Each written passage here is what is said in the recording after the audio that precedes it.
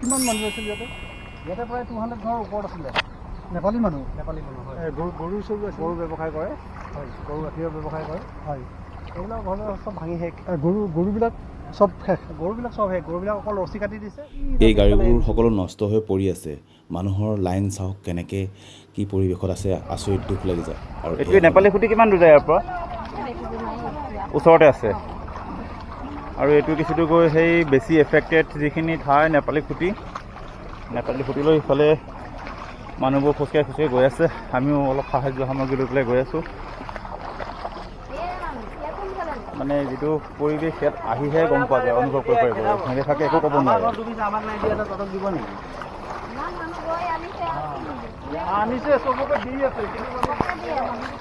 পলস যিবোৰ দেখিছে এইবোৰ পলস। ইয়াতে একোখন ঘৰ ইয়াৰ তলত সোমাই আছে। কিমান গৰু, কিমান মহ সোমাই আছে। আৰু দুৰ্গন্ধ আপুনি ভাবিব নোৱাৰিব, যিটো এটা অকল্পনীয় পৰিৱেশ ইয়াতে। এই ডাম্পাৰবোৰ চব বেয়া হৈছে, চব বোকাত পোত খাই আছিলে। আৰু এইবোৰ যে ভাল হ'ব আশা কৰিব নোৱাৰি। কেনেকুৱা এটা পৰিৱেশ কি হৈ গ'ল, আচৰিত ধৰণে মানুহৰ দুখটোৰ প্ৰতি। আৰু মানুহ যে ওলাই আহিছে সকলোৱে, খুবেই ডাঙৰ কথা এটা। এইটো আমি কালি কাম কৰিছিলোঁ এইটো ঘৰত। এইটো পিছফালে যাব নোৱাৰা। এইটো গাড়ীখিনি বাইকখিনি তুলিলে নেকি দুখন? গাড়ীবিলাক যে গুচি গৈছে। শেষ। গোটেই ঘৰৰ ওপৰত পানী। আৰু ৰাইজসকল আহক, এই নেপালী খুঁটি গাঁৱলৈ আহক। ইয়াত একো নাই, একদম শূন্য। সকলো আহক। সেইবোৰ বোকা পলস, খোজ কঢ়াই কঠিন। আৰু এইফালে একঁকালমান পানী। আহি ৰাইজক অকণমান আপোনালোকে যি পাৰে সহায় কৰক। আৰু আমি কেইজনমান আহিলোঁ দৰঙৰ পৰা। আহি এইবোৰ চব পলস, এইবোৰ চব পলস পৰি আছে। গোটেইবোৰ পলস। এইবোৰ শুকালে, এতিয়া কিছু শুকালে, ৰ'দ দিয়াৰ কাৰণে শুকাল। নহ'লে ইয়াত মানুহ এতিয়া মানে এনেকুৱা এটা দুৰ্গন্ধ। কাৰণ ইয়াত এইবিলাকৰ তলতে মানুহ, গৰু, জীৱ জন্তু পচি বোকাৰ গোন্ধ সকলো মিলি একদম এটা সাংঘাতিক দুৰ্গন্ধ এটা। ডবল মাস্ক লগাব লগা অৱস্থা হৈছে। আৰু যিখিনি ইয়াত সদায় কাম কৰিছে তেওঁলোকে কিছু সকাহ পাইছে। মানুহৰ যি দুৰৱস্থা ইয়াত আহিলেহে গম পোৱা যায় কেনেকুৱা এটা পৰিস্থিতি হৈ আছে। এইবোৰ চাওক, এইখিনি হ'ল এইটো ৰাস্তা, এই এফেক্টেড নেপালী খুঁটিলৈ যোৱা ৰাস্তা। মই আপোনাকে চাই আছোঁ। হয়, বলক।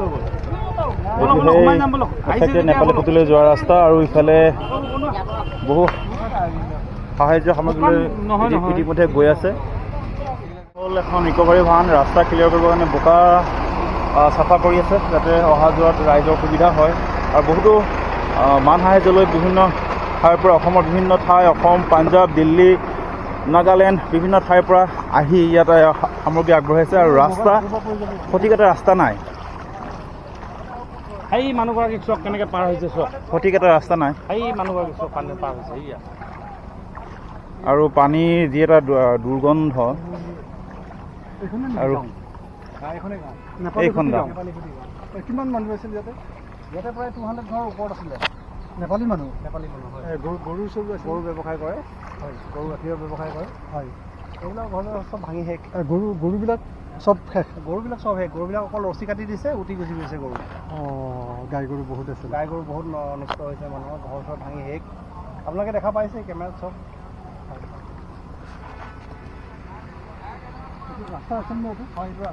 এইটো ৰাস্তা, এইটো ৰাস্তা একদম সেই সন্মুখত থকা সেইখনেই প্ৰায় ধ্বংসস্তূপত শেষ হৈ গ'ল। একো নাই, শূন্য হৈ গ'ল এই গাঁওখন সন্মুখতে। এয়াই সেই ধ্বংসস্তূপত হয় পৰিণত হোৱা। এই হ'ল নেপালী খুঁটি। এইবোৰ বাটতে এইবোৰ পেলাই দিছে।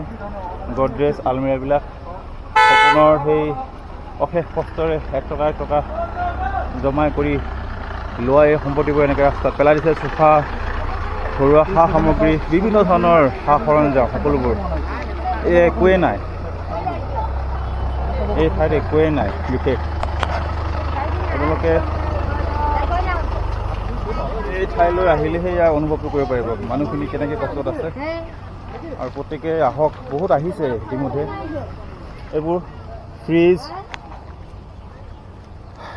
উপায় নাই, কি কৰিব আৰু, গোটেই সা সামগ্ৰী এনেকৈ বাহিৰত পেলাই দিছে আৰু ব্যৱহৃত হ'ব পৰা অৱস্থাত নাই।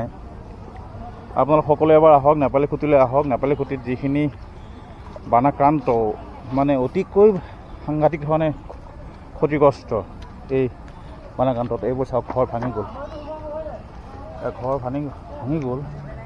এইটো খুবেই বেয়া লাগিছে, কাৰণ এটকা কষ্ট কৰি গোটাই মেলি মানুহে এই সম্পত্তিবোৰ গঢ়ে।